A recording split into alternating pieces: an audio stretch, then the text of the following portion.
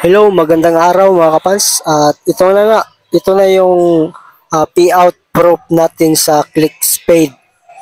So, kung nakikita nyo, nakaabot na tayo ng $5.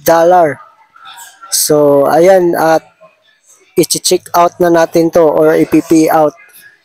So, dito sa task, ay nakikita nyo yung mga task ko. Ayan, so dito tayo sa payout. So, first pala mga kapans ay kapag first time mo pa ay need mo pa i-set up yung uh, ano mo payout settings. So, dito ay pinili ko yung Bitcoin kasi mas accessible yan dito sa atin. Kaya hindi ko pinili yung PayPal kasi malaki yung mga kaltas dyan. Alam ko naman yan noon pa malaki yung kaltas sa PayPal.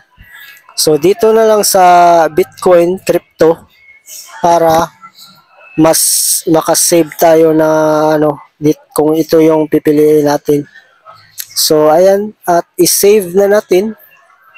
Pagkatapos, ayan, kung nakikita nyo dito sa fiat settings ay ito na yung panibago nating uh, ano,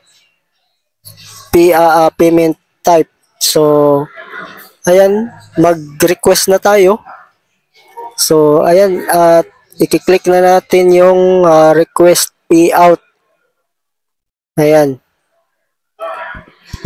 Ayan. Tapos, ayan, we have received your request successfully.